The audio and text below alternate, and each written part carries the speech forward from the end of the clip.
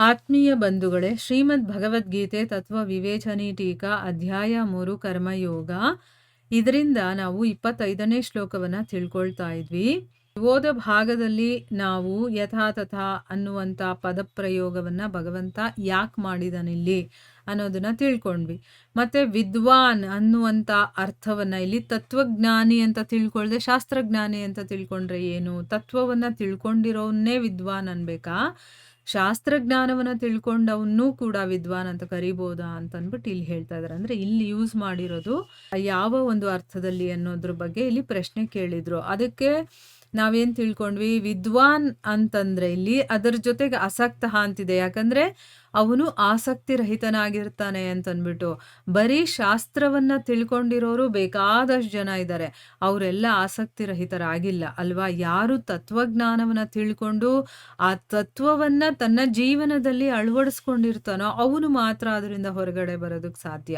ಅಸಕ್ತಃ ಅಂತಂದ್ರೆ ಆಸಕ್ತಿ ರಹಿತನಾಗಿ ಇರೋದಕ್ಕೆ ಸಾಧ್ಯ ಆಗೋದು ಬರೀ ಶಾಸ್ತ್ರಗಳನ್ನ ತಿಳ್ಕೊಳ್ಳೋದ್ರಿಂದ ಅಲ್ಲ, ತತ್ವಗಳನ್ನು ತಿಳ್ಕೊಂಡಾಗ ಅನ್ನೋದ್ರ ಬಗ್ಗೆ ನಾವು ಹೋದ ಭಾಗದಲ್ಲಿ ತಿಳ್ಕೊಂಡಿದ್ವಿ. ಈಗ ಮುಂದಿನ ಪ್ರಶ್ನೆ ಏನು ಅಂತಂದ್ರೆ, ಲೋಕ ಸಂಗ್ರಹಂ ಚಿಕೀರ್ಷುಹು ಅನ್ನುವಂಥ ಪದದಿಂದ ಜ್ಞಾನಿಯಲ್ಲಿ ಕೂಡ ಇಚ್ಛೆ ಇರುತ್ತೆ ಅನ್ನೋದು ಸಿದ್ಧವಾಗುತ್ತೆ. ಈ ಮಾತು ಕರೆಕ್ಟಾ ಅಂತ ಕೇಳ್ತಾ ಇದ್ದಾರೆ.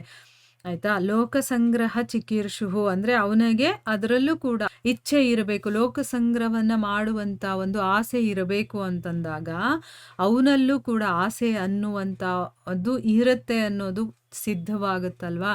ಇದು ಕರೆಕ್ಟಾ ಅಂತ ಅಂದ್ಬಿಟ್ಟು ಅದಕ್ಕೆ ಉತ್ತರ ಏನು ಅಂತಂದ್ರೆ ಹೌದು, ಇರತ್ತೆ. ಆದರೆ ಇದು ಅತ್ಯಂತ ವಿಲಕ್ಷಣವಾಗಿರುತ್ತೆ, ಅಂದ್ರೆ ಒಂದು ವಿಶೇಷತೆಯಿಂದ ಕೂಡಿರುತ್ತೆ. ಸರ್ವತಾ ಇಚ್ಛಾರಹಿತ ಪುರುಷರಲ್ಲಿ ಉಂಟಾಗುವಂತಹ ಇಚ್ಛೆಯ ಸ್ವರೂಪ ಹೇಗಿರುತ್ತೆ ಅಂದ್ರೆ ಅವರಲ್ಲಿ ಎಲ್ಲ ಕಂಪ್ಲೀಟ್ ಆಗಿ ನಿಲ್ಲಾಗ್ಬಿಟ್ಟಿರುತ್ತೆ. ಅವ್ರಿಗೆ ಆಸೆ ಇರಲ್ಲ, ಕಾಮನೆಗಳು ಇರೋದಿಲ್ಲ, ಮಮತೆ ಇರೋದಿಲ್ಲ, ಆಸಕ್ತಿ ಇರೋದಿಲ್ಲ, ಅಹಂಕಾರ ಇರೋದಿಲ್ಲ. ಆದ್ರೂ ಅವರಲ್ಲಿ ಈ ಇಚ್ಛೆಯ ಸ್ವರೂಪ ಹೇಗಿರುತ್ತೆ ಅಂತ ಹೇಳಬೇಕು. ಅವರಲ್ಲಿ ಆಸಕ್ತಿ ಇಲ್ಲ, ಇಷ್ಟಗಳಿಲ್ಲ, ಏನೂ ಇಲ್ಲ, ಆದರೂ ಅವರಲ್ಲಿ ಇಚ್ಛೆ ಇದೆ ಅಂತ ಹೇಳಬೇಕು ಅಂತಂದ್ರೆ ಅದನ್ನ ತಿಳ್ಕೊಳ್ಳೋದಕ್ಕೆ ಸಾಧ್ಯ ಆಗೋದಿಲ್ಲ. ಅವ್ರ ಇಚ್ಛೆ ಹೇಗಿರುತ್ತೆ ಅಂತಂದ್ರೆ, ಈಗ ಒಬ್ಬ ಸಾಧಾರಣ ಮನುಷ್ಯನನ್ನ ಕರ್ಮ ತತ್ಪರನನ್ನಾಗಿ ಮಾಡೋದಕ್ಕೋಸ್ಕರ ಹೇಳುವಷ್ಟು ಮಾತ್ರ ಇರುತ್ತೆ. ಆಯ್ತಾ? ಈಗ ನೀವು ಹೀಗೆ ಮಾಡಿ ಅಂತ ಈಗ ಪ್ರವಚನ ಮಾಡ್ತಾರಲ್ಲ, ಅವ್ರಿಗೆ ಆತ್ಮ ಸಾಕ್ಷಾತ್ಕಾರ ಆಗೋಗಿರುತ್ತೆ, ಅವ್ರು ಏನು ಮಾಡುವಂತ ನೆಸೆಸಿಟಿ ಇಲ್ಲ. ಆದ್ರೂ ಅವರು ಮತ್ತೆ ಪ್ರವಚನಗಳನ್ನ ಮಾಡ್ತಿರ್ತಾರೆ, ಕಥೆಗಳನ್ನ ಹೇಳ್ತಿರ್ತಾರೆ. ಯಾಕೆ ಅಂತಂದ್ರೆ ಬೇರೆಯವರಿಗೆ ಆ ಕೆಲಸದಲ್ಲಿ ತೊಡಗಿಸ್ಬೇಕಲ್ಲ, ಅವರನ್ನ ತಯಾರು ಮಾಡ್ಬೇಕಲ್ಲ, ಅದಕ್ಕೋಸ್ಕರ ಅವರು ಆ ಕೆಲಸದಲ್ಲಿ ತಮ್ಮನ್ನ ತಾವು ತೊಡಗಿಸ್ಕೊಂಡಿರ್ತಾರೆ. ಅಂದ್ರೆ ಅವರಲ್ಲೂ ಆಸೆಗಳಿರಲ್ವಾ ಅಂತ ನಮ್ಗೆ ಅನ್ನಿಸ್ಬೋದು. ಆಸೆ ಇರುತ್ತೆ, ಆದ್ರೆ ಬೇರೆಯವ್ರಿಗೆ ಹೇಳುವಷ್ಟು ಮಾತ್ರ ಇರತ್ತೆ ಅಂತ ಹೇಳ್ತಾ ಇದ್ದಾರೆ. ಇಂಥ ಇಚ್ಛೆ ಇದೆಯಲ್ಲ ಅದು ಭಗವಂತನಲ್ಲೂ ಕೂಡ ಇರುತ್ತೆ. ಯಾಕಂದ್ರೆ ಭಗವಂತ ಈಗ ಅರ್ಜುನನಿಗೆ ಅದನ್ನ ಯಾಕೆ ಹೇಳ್ತಿದ್ದಾನೆ? ಅವನು ಅದನ್ನ ಹೇಳಬೇಕು ಅನ್ನುವಂಥ ಇಚ್ಛೆ ಇರೋದ್ರಿಂದ ಅವನು ಹೇಳ್ತಾ ಇರೋದು. ಆಯ್ತಾ? ಅಂದ್ರೆ ಭಗವದ್ಗೀತೆಯನ್ನ ಯಾಕೆ ಹೇಳ್ತಾನೆ? ಅವನಿಗೆ ಹೇಳಿ ಅದರ ಮುಖಾಂತರ ಇಡೀ ಜಗತ್ತಿಗೆ ಆ ಒಂದು ಸಂದೇಶವನ್ನ ಕೊಡಬೇಕು ಅನ್ನುವಂಥ ಇಚ್ಛೆ ಭಗವಂತನಲ್ಲಿ ಇರೋದ್ರಿಂದ ಅದನ್ನು ಹೇಳ್ತಾನಲ್ವಾ?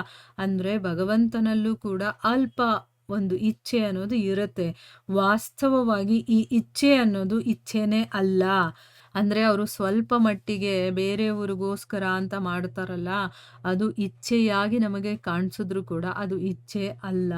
ಇಲ್ಲಿ ಲೋಕ ಸಂಗ್ರಹಂ ಚಿಕೀರ್ಷುಹು ಅನ್ನೋದ್ರಿಂದ ಎಲ್ಲಾದ್ರೂ ಅವರನ್ನ ಅನುಕರಣೆ ಮಾಡಿ ಬೇರೆ ಜನರು ಕೂಡ ತಮ್ಮ ಕರ್ತವ್ಯ ಕರ್ಮಗಳನ್ನ ತ್ಯಾಗ ಮಾಡಿ, ಅಂದ್ರೆ ಈಗ ಅವನಿಗೆ ಏನು ಆಸಕ್ತಿಗಳಿಲ್ಲ, ಇಷ್ಟ ಇಲ್ಲ, ಏನು ಕಾಮನೆಗಳಿಲ್ಲ, ಅಹಂಕಾರ ಇಲ್ಲ, ಏನೂ ಇಲ್ಲ ಅಂತಂದಾಗ ಅವನೇನು ಮಾಡಲಿಲ್ಲ ಅಂತಂದ್ರೆ ಬೇರೆ ಜನರು ಅವನನ್ನೇನಾದ್ರೂ ಅನುಕರಣೆ ಮಾಡಿ, ಓ ಅವನು ಏನು ಮಾಡ್ತಾ ಇಲ್ಲ, ನಾವು ಹಾಗೆ ಇರಬೇಕೇನೋ ಅಂತ ಅವನಿಗೆ ಇರೋದಕ್ಕೆ ಶುರು ಮಾಡಿದಾಗ ಏನಾಗುತ್ತೆ? ಅವರೆಲ್ಲ ನಷ್ಟಭ್ರಷ್ಟರು ಆಗ್ಬಿಡ್ತಾರೆ ಅಲ್ವಾ? ಅದಕ್ಕೋಸ್ಕರ ಜನರು ಕೂಡ ತಮ್ಮ ಕರ್ತವ್ಯ ಕರ್ಮಗಳನ್ನ ತ್ಯಾಗ ಮಾಡಿ ನಷ್ಟಭ್ರಷ್ಟರಾಗದೇ ಇರಲಿ ಅನ್ನುವಂಥ ದೃಷ್ಟಿಯಿಂದ ಜ್ಞಾನಿಗಳ ಮೂಲಕ ಕೇವಲ ಲೋಕ ಹಿತಕ್ಕೋಸ್ಕರ ಉಚಿತವಾಗಿ ಕ್ರಿಯೆಗಳು ನಡೆಯುತ್ತೆ.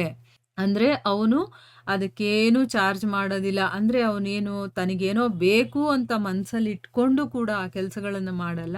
ಅವನು ಜನರ ಒಳ್ಳೆಯದಕ್ಕೋಸ್ಕರ ಅವನು ಫ್ರೀಯಾಗಿ ಕೆಲಸಗಳನ್ನು ಮಾಡ್ತಾ ಇರ್ತಾನೆ. ಸಿದ್ಧಾಂತ ಇಷ್ಟು ಮಾತ್ರ ಅಲ್ಲದೆ ಅವರ ಕರ್ಮಗಳಲ್ಲಿ ಬೇರೆ ಯಾವ ಉದ್ದೇಶನೂ ಇರೋದಿಲ್ಲ ಅನ್ನೋದನ್ನ ಇಲ್ಲಿ ತಿಳ್ಕೋಬೇಕು. ಅಂದರೆ ಅವನ ಮನಸ್ಸಲ್ಲಿ ಯಾವುದೇ ಆಸೆ ಆಕಾಂಕ್ಷೆಗಳು ನನಗೋಸ್ಕರ ಇದು ಮಾಡಬೇಕು, ಅದಕ್ಕೆ ನಾನು ಜನಗಳಿಗೆ ಈ ರೀತಿ ಸಹಾಯ ಮಾಡಬೇಕು, ಆ ರೀತಿ ಏನೂ ಇರೋದಿಲ್ಲ. ಅವನ ಮನಸ್ಸಲ್ಲಿ ಯಾವುದೇ ಆಸೆ ಇರೋದಿಲ್ಲ. ಎಲ್ಲರ ಒಳಿತಿಗೋಸ್ಕರ ಅವನು ಆ ಕೆಲಸಗಳನ್ನು ಮಾಡ್ತಿರ್ತಾನಷ್ಟೆ.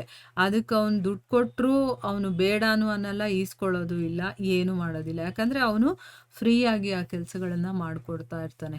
ಯಾಕಂದರೆ ಅವನನ್ನು ನೋಡ್ಕೊಳ್ಳೋದಕ್ಕೆ ಭಗವಂತ ಇದ್ದಾನೆ. ಅವನು ಹೊಟ್ಟೆ ಬಟ್ಟೆಗೆ ಏನು ಮಾಡಬೇಕೋ ಅವನು ಮಾಡ್ತಾನೆ ಅನ್ನೋದು ಅವ್ನಿಗೆ ಗೊತ್ತಿರುತ್ತಲ್ಲ. ಸೊ ನನ್ನ ಕೈಯಲ್ಲಾದಂಥ ಸಹಾಯ ನಾನು ಮಾಡಬೇಕು, ಇವ್ರಿಗೂ ಕೂಡ ಈ ವಿಚಾರಗಳು ಗೊತ್ತಾಗಬೇಕು, ಅಷ್ಟೇ ಅವನಿಗಿರುತ್ತೆ. ಅದು ಬಿಟ್ಟರೆ ಅವನಿಗೋಸ್ಕರ ತನ್ನ ಸ್ವಂತ ಏನೋ ಒಂದು ಇಚ್ಛೆ ಇರುತ್ತಲ್ಲ ಅದನ್ನು ಪೂರ್ತಿ ಮಾಡ್ಕೋಬೇಕು, ಆ ರೀತಿ ಯಾವುದೇ ಕಾಮನೆಗಳು ಆಸಕ್ತಿಗಳು ಏನು ಅವನಿಗೆ ಇರೋದಿಲ್ಲ ಅನ್ನೋದನ್ನು ನಾವು ಇದರಿಂದ ಅರ್ಥ ಮಾಡ್ಕೋಬೇಕು. ಈಗ ನಮಗೆ ಈ 25ನೇ ಶ್ಲೋಕದಲ್ಲಿ ಏನೇನು ಹೇಳ್ತಾ ಇದ್ದಾನೆ ಭಗವಂತ, ಏನೇನು ಹೇಳ್ದ ಅನ್ನೋದ್ರ ಬಗ್ಗೆ ಎಲ್ಲ ನಮಗೆ ಡೀಟೇಲ್ ಆಗಿ ಅರ್ಥ ಆಗಿದೆ ಅಲ್ವಾ? ಇಲ್ಲಿಗೆ ನಾವು ನಿಲ್ಲಿಸೋಣ. ಹರೇ ಕೃಷ್ಣ.